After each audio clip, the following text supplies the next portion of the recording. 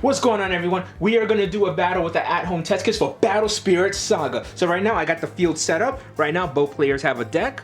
Both players have cores, 5 of them listed here and there for their life, and they also have 3 cores for the reserve and 1 soul core for the start of the game. Now both players are supposed to draw 4 cards from their deck. Now at this point the players can decide if they would like to mulligan. To mulligan would mean you have to take your entire hand and you'll have to put it in the bottom of your deck. So you don't get to choose which cards, you got to put them all back. But remember, if you decide not to mulligan, you actually get yourself an extra draw. So you get to start the game with 5 cards instead of 4. So this player here will be looking at their hand and they got a lot of high cost stuff. So they're probably going to be mulliganing their entire hand to the bottom and drawing 4 new cards. Well, the other player on the other hand, is definitely going to be doing the same thing. These are pretty high level cards. So both players are going to be mulliganing and they're going to start the game with only 4 cards in hand. So let's start. So first move is going to be the start step. And the start step, that just pretty much lets you know that is your turn.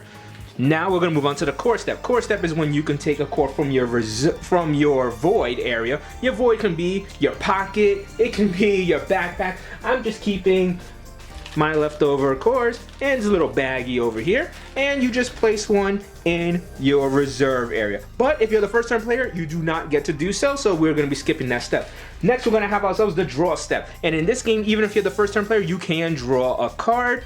Here we go. Now we're going to be going to the refresh step. The refresh step is basically taking all of your horizontal cards and moving face up and taking all of your cores that are in your trash and moving them into your reserve area. So now first turn player will be going, and let's see if they got anything they can actually do at this point. So the first thing they're going to be summoning up is Dragon Trooper. Now you're going to reveal the card, and Dragon Trooper has a cost of 2.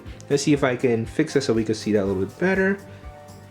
That looks a bit better. So it's going to have a cost of 2, which means you have to give up 2 cores in your reserve or anywhere on your field. So we're putting 2 into the trash, and Dragon Trooper is going to go straight to the field. Now that's not the end of the summon. Now you actually have to be able to put a core on it with the amount that's necessary for at least its lowest level. And as you can see, its level 1 requires at least 1 core.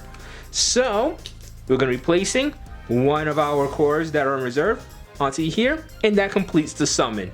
Now at this point you would want to be able to deliver an attack to your opponent, but you cannot attack on the first turn, and there is no summoning sickness, so you can't just attack with anything you just throw straight onto the field.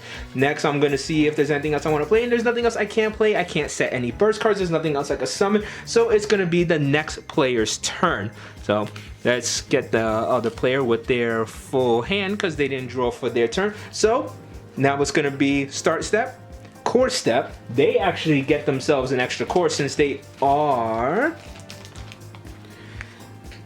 the second player. So now they're moved up to a total of 5 cores on their side, and they get to draw a card for their turn. So from here on out, it's just going to be a battle. So players are going to be starting out with Rain Needle. Rain Needle means you're going to actually have to give up a single core to do so, and you're going to put 1 on it, since at least that needs 1 in order to be able to be put onto the field, or at least to go to level 1, that is.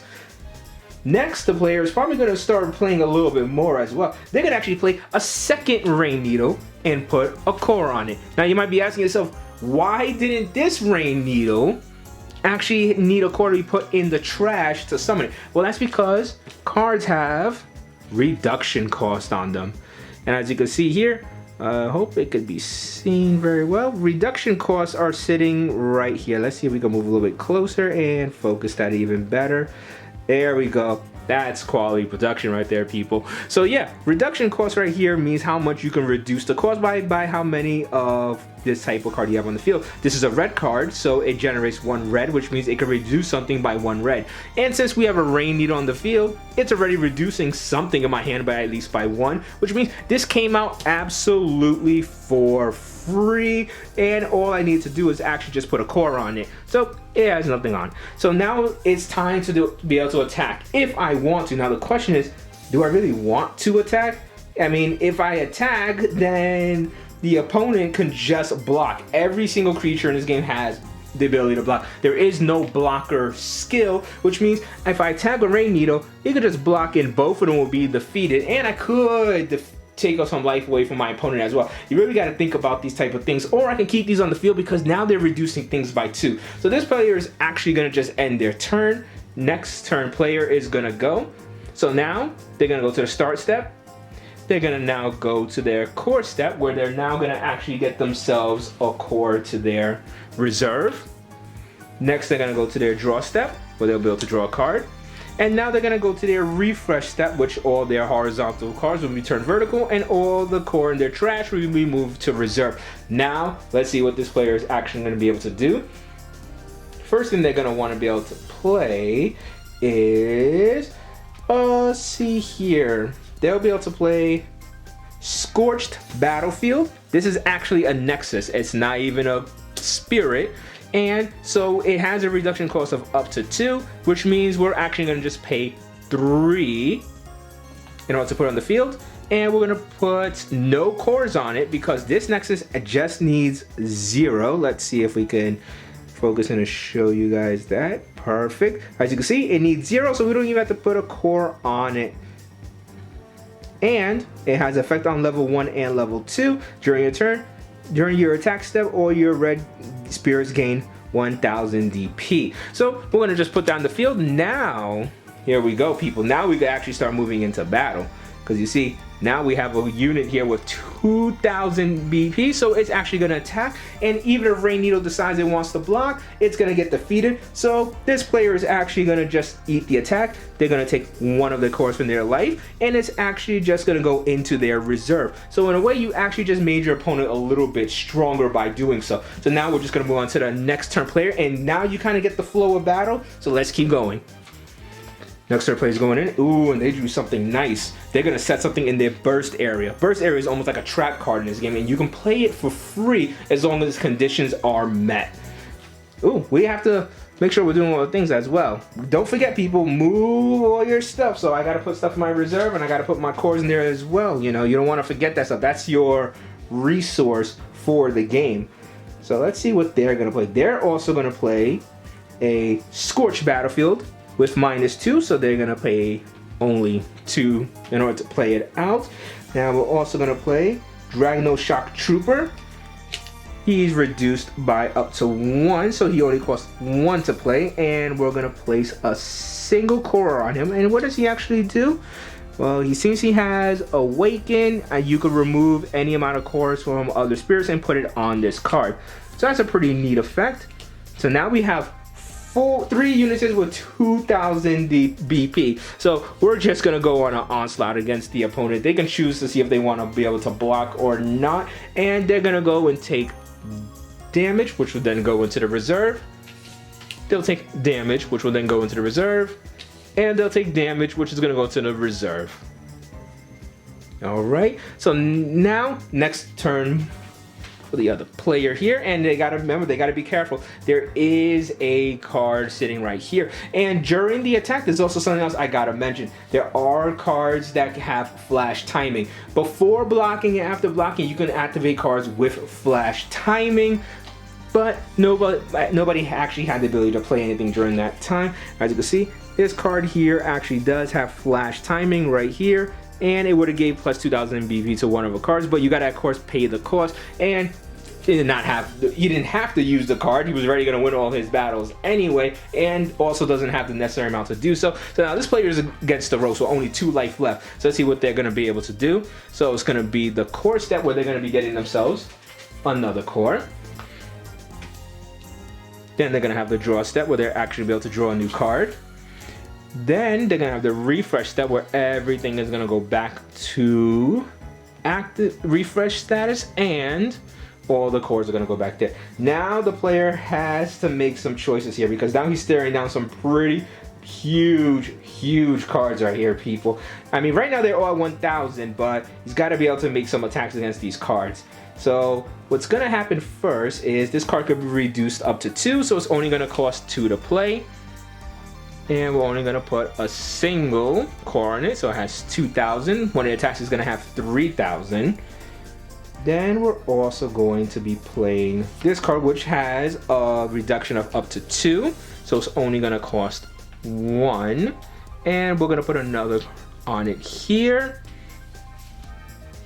So now the opponent is going to have some trouble actually trying to block any of your stuff here. And then we're going to also play Charge the Draw. Charge the Draw is actually going to allow you to pay, is going to be able to pay 2 since it's reduced by 2 and draw 2 cards because this player desperately needs some cards.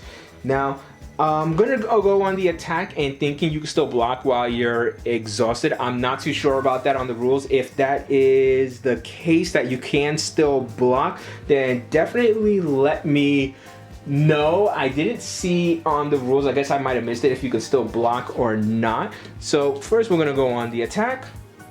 And of course, he's going to want to take a life here with this card. And it's going to go on the attack once more, and we're going to get ourselves a block with Ray Needle, and it'll go to the trash right here, and its core will go straight into the trash. But that's not what's going to happen. We're also going to activate right here our burst card, Landmine. And now we're going to activate the effect of Landmine. Select one of your opponent's spirits with 3,000 or fewer BB and destroy it. And the timing for this card activates when one of your spirits is destroyed. So since my spirit was destroyed, I can activate this for free, and I get to destroy one of my opponent's cards. So we're gonna get rid of this guy here. Now, was that the smartest move? Probably should have got rid of something like this guy, but I just want to show off of how it would look like when an attack actually goes through. So now the player has no extra attacks they can actually do. They were only able to do 2 attacks that turn. So let's move on. And it seems like this player is in a really good position, people. They're even gonna get themselves another core here.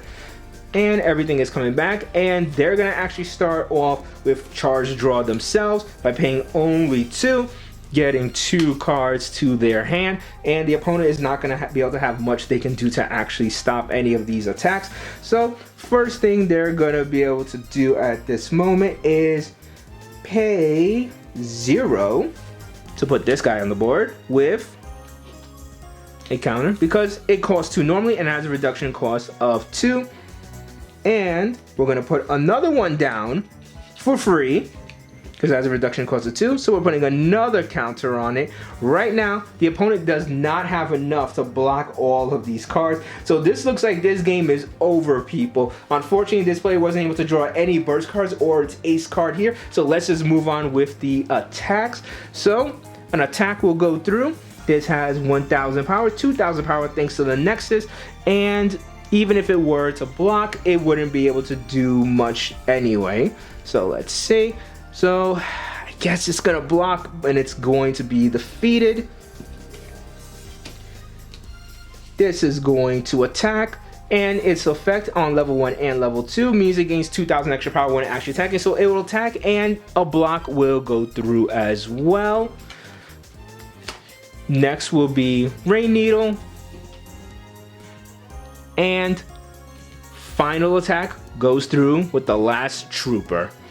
Meaning this player now has no lives left, and this player was able to take the game, people. Now this was just a trial deck right now, people, but that was incredibly fun, not gonna lie. It gives me a little bit insight on how the game will be played, and you want to have yourselves a lot of good defensive cards, reduction, you probably want to go a lot of mono cards as well. This is pretty much showing how the way and the flow of the game. There's only one really big ace unit in both decks. Otherwise, this player might have been able to make a comeback if they were actually able to get their ace card right here, or if they were to even get some Rain Needles themselves because they're very cheap and they could have flooded the field, because remember, there's no amount of, you have no limit on the amount of spirits you can play on the board. So people, that was the actual game of Battle Spirits. I didn't set up any of the decks. This is just the way the game flowed. That just happened to happen.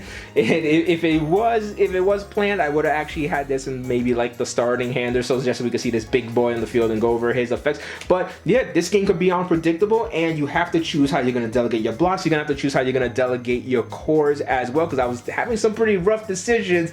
I had to keep a lot of things on level 1 because a lot of things I had were pretty expensive and I wanted to keep them on the board on this side. Well, this one here was working easily. Starting off with those 2 rain needles meant reduction cost by 2 on turn 1, meaning things were so much easier to play for this player. So now you kind of understand the flow of the game. This was an actual match. Like I said, I didn't get to plan any of this out. I'm actually surprised it was very one-sided in this player's case, and that's because their deck worked a lot better with the cards they had. Like I said, starting off with 2 rain needles, they're both very cheap.